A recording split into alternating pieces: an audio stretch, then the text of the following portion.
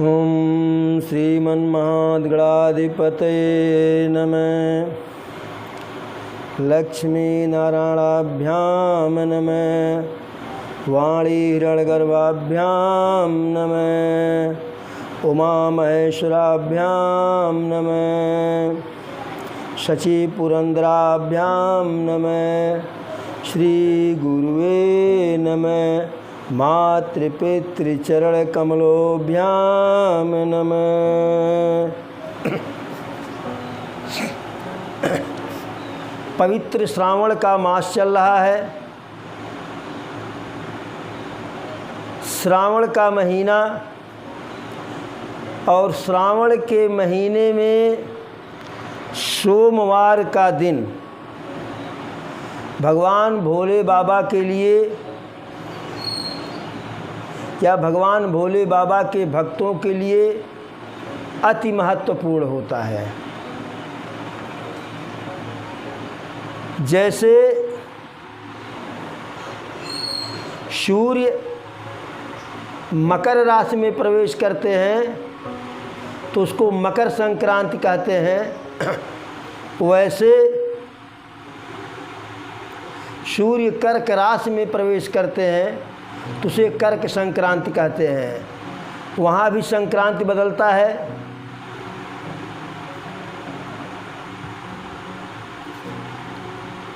चौदह 15 दिसंबर से लेकर के 15-16 जनवरी तक खरवास रहता है। जैसे ही जनवरी को 14-15 जनवरी को खरवास समाप्त होता है, जैसे सूर्य मकर राशि में प्रवेश करते हैं तो खरमास समाप्त हो जाता है। इसी प्रकार से इधर आषाढ़ का मास समाप्त होते होते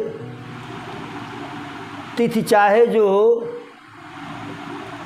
जैसे इस साल 16 जुलाई को सूर्य कर्क राशि में प्रवेश किए तो सूर्य के कर्क राशि के में प्रवेश करने से ही जो है उसी समय से उसके बाद जिस दिन सूर्य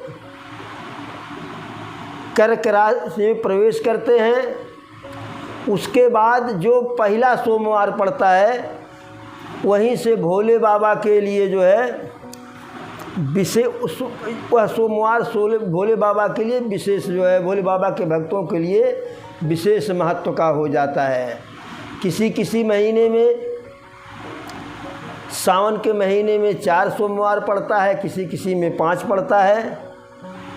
लेकिन जब सूर्य कर्क राशि में प्रवेश कर जाएं तो इस साल सूर्य 16 जुलाई को कर्क राशि में प्रवेश किए, उसके बाद से जो भी सोमवार पड़े वह शिव पूजन अर्चन के लिए विशेष महत्वपूर्ण होता है।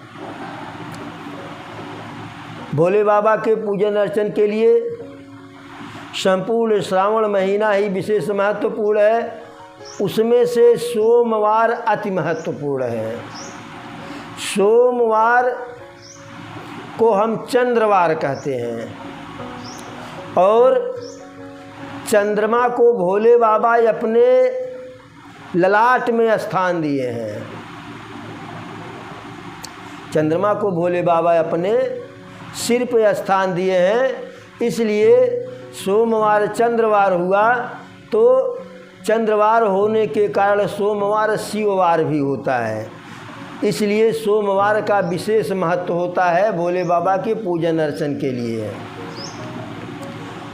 और सोमवार को ही क्यों श्रावण के महीने में ही भोले बाबा का पूजन करने पर क्यों अत्यधिक प्रसन्न होते हैं, उसके लिए कई मान्यताएं हैं, कई प्रकार के जो है विधान हैं, अपने अपने विचार हैं। किंतु सबसे महत्वपूर्ण विचार कि भोले बाबा अपने आप में स्वयं में प्रकृति स्वरूप है और श्रावण के महीने में हमारी प्रकृति बिल्कुल हरी भरी है।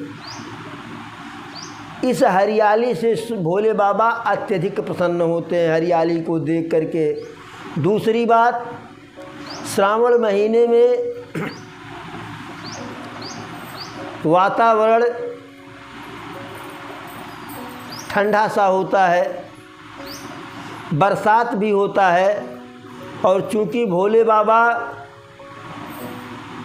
समुद्र मंथन के समय जो विष निकला था उस विष को ग्रहण किए थे। विष ग्रहण करने के कारण उनके संपूर्ण शरीर में एक विशेष प्रकार की गर्मी उत्पन्न हो गई थी। तो जैसे ही गर्मी विशेष प्रकार की उत्पन्न हुई तैसे ही सारे देवता जो है मिल करके भोले बाबा का जलाभिषेक करने लगे। उनके ऊपर बारी बारी से आराम से जल गिराने लगे।